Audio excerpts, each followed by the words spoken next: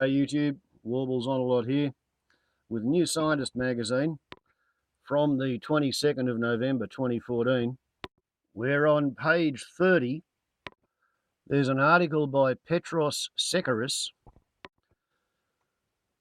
subheaded "The world risks heading the way of Easter Island, a spiral into conflict as depleted natural resources are plundered," warns Petros Sekaris. And before going any further, I've got to warn you that on the 6th of December, in the opinion letters page 32 of that New Scientist, the fact that Petros Sekaris leans so heavily on Jared Diamond's interpretation of Easter Island history is called into question in this letter, Collapse in Doubt. So we're going to have the afterword as a prequel. From Martin Greenwood, Petros Sekaris may have chosen an unfortunate example to illustrate his hypothesis about violent response to resource depletion. Jared Diamond's analysis of events on Easter Island is open to question. There's a case to be made that, despite depletion of many resources, Easter Islanders had managed to create and maintain a stable society. That society then collapsed as a consequence of visits from the outside world.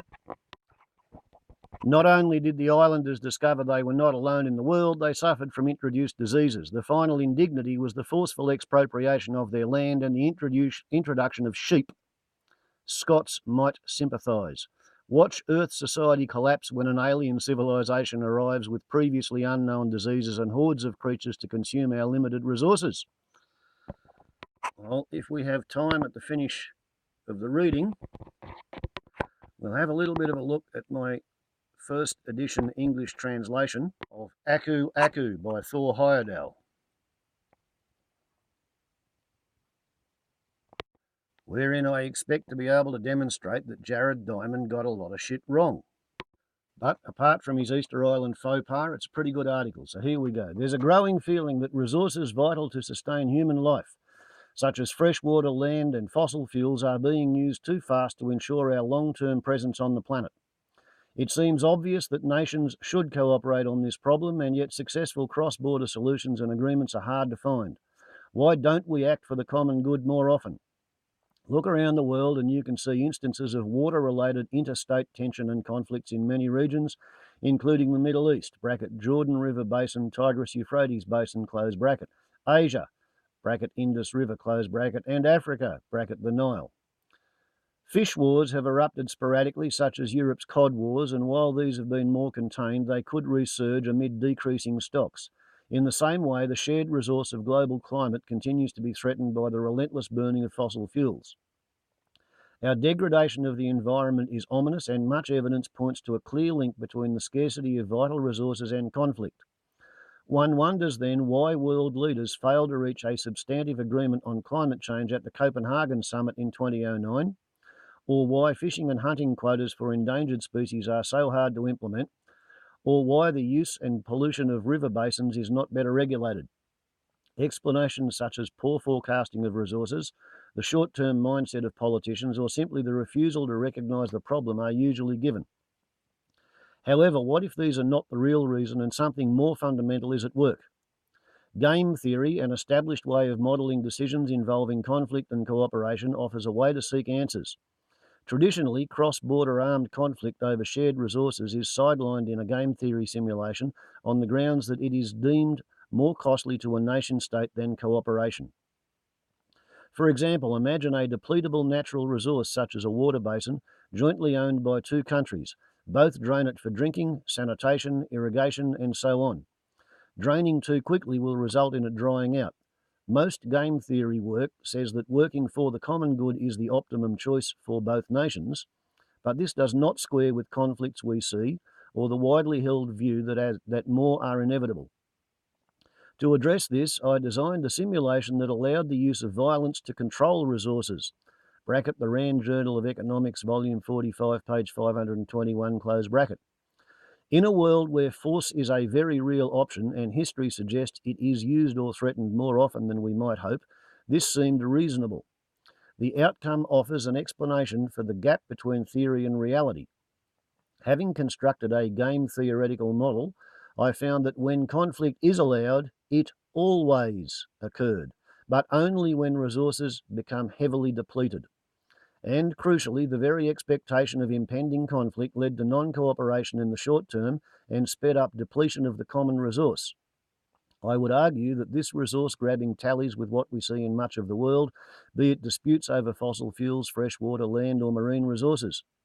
Are there any historical examples that illustrate this effect of, quote, conflict expectation and more rapid resource use? Possibly. Here's where he goes wrong. The demise of the first society on Easter Island, as documented by Jared Diamond in his book Collapse, is salient. It is thought Polynesians were the first to colonise this isolated 160 square kilometre Pacific island, total crap, at around AD 900. At its peak, 30,000 people may have lived there. Their society was organised in hierarchical clans, peacefully competing for supremacy by displaying vast stone statues. To move them, the tallest trees needed to be felled and used as rollers. Again, total bullshit. Deforestation resulted, says Diamond. Instead of reaching agreements, the islanders rapidly devastated their lands, and by the time the first Europeans arrived in 1722, no tree taller than 3 metres stood there. An ecological disaster and dramatic deprivation must have occurred, according to Diamond. A sort of military coup took place, sparking prolonged conflict. It is reasonable to imagine that the clans realised that trees, also vital for things like fishing boats, again, total bullshit, were in short supply and so grabbed what they could before the inevitable violence. The conclusions I've drawn on the impact of overuse of resources today on future conflict are purely theoretical. Not even that, mate, hypothetical, based on bullshit assumptions. So with economists Giacomo De Luca and Dominic Spengler of the University of York, UK, I'm designing a lab experiment to see whether humans in a controlled environment do deplete resources faster when given the possibility to use violent control. Our early findings point that way. Such evidence would shed new light on the failure of international cooperation over the preservation of the environment. What's next? I have not yet considered human ingenuity in adapting to a changing environment. Whether that will be sufficient to achieve a sustainable path depends on the rate of depletion versus adaptation. Inevitable conflict and accelerated use of depleted resources may be more likely to become a reality within weak states and in the international arena, where weak institutions are more likely. For example, signing a carbon emissions treaty today does not commit a country beyond mild sanctions that the global community may or may not impose. In addition, a change in government in a powerful country is sufficient for a treaty to be revised, curbing the incentives of others to join. All this reinforces the need for stronger institutions and international bodies if we are to avert a tragedy of the commons in a violent world. Sadly, this will require overcoming the very problem we are trying to solve, a lack of international cooperation. Okay, so let's have a look at some of the mistakes this guy made. The idea that Easter Island was first colonised by Polynesians is really hard to square with the fact that one of the statues that Thor Heyerdahl unearthed carried an engraving of a 3-masted papyrus ship which had been covered up by soil deposition.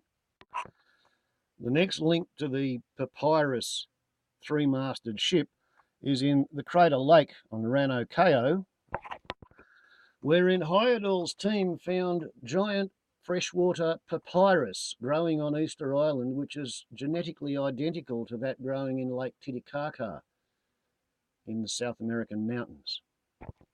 Beside Tiahuanaco, where there's stonework that's identical to the stonework on Easter Island. Caption for this photograph reads, "A structure from the island's earliest epoch, Bill discovered that the ahu at Vinapu was the best preserved example of mural technique in the first cultural period. In the second period, the statues grew to vast dimensions and absorbed the architect's interest. In the third, everything was pulled down." And just like the wall at Tiahuanaco, you can't fit a razor blade between the stones. The join is that accurate. While we're on the page, we've got the illustration available. Might as well deal with the idea that the stones were moved using trees as rollers.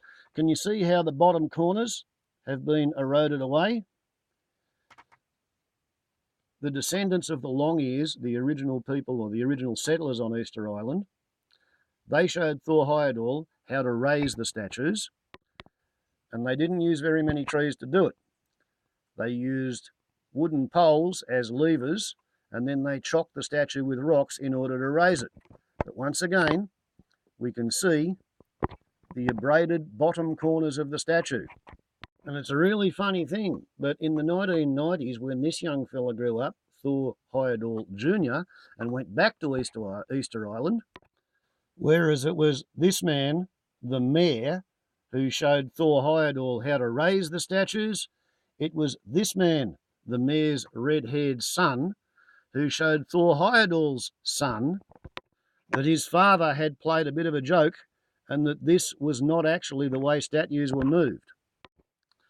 The legends always said that the statues had walked from the quarry to where they were set up, and the mayor's son showed Heyerdahl's son in the 1990s that by using a system of ropes and people pulling on the ropes, you can incline the statue to one side and then rotate it, and then incline it to the other side and then rotate it, much in the same way that one person can move a heavy refrigerator around a house by inclining it back towards themselves and walking it on its corners.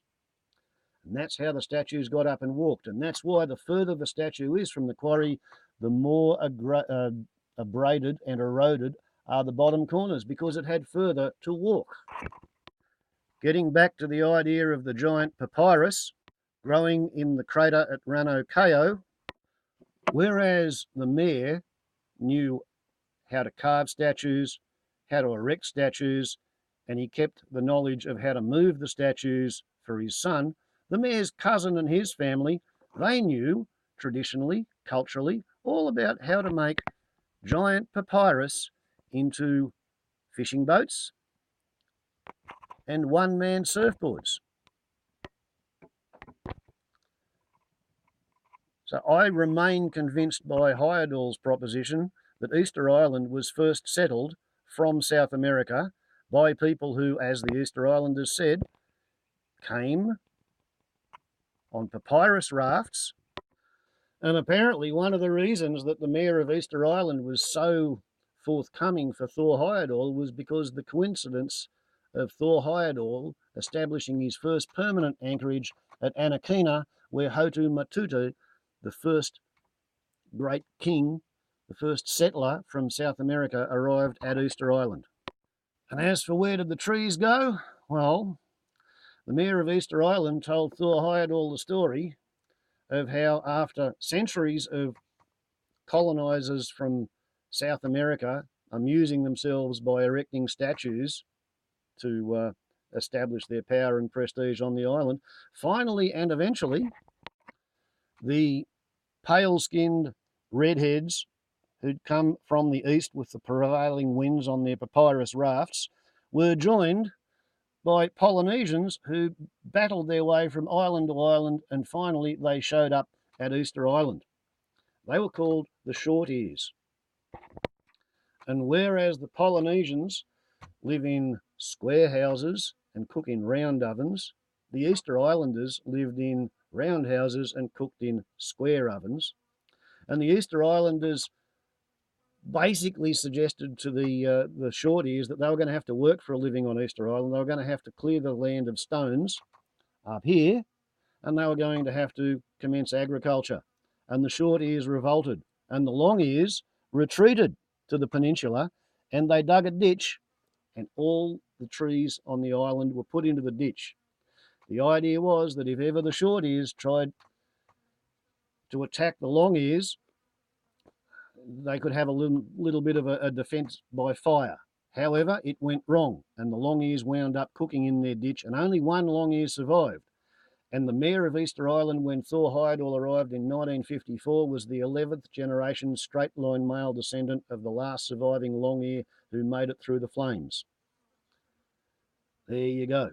Different story on Easter Island, but it's backed up by photographic evidence and by the papyrus in the Crater Lake. Can't really fit too much more into this one, but the statues walked. The stonework matches. The descendants of the Long Ears remember how the statues were made. The three-masted papyrus ship is carved on one of the statues, and the papyrus still grows in the Crater Lake. Ciao.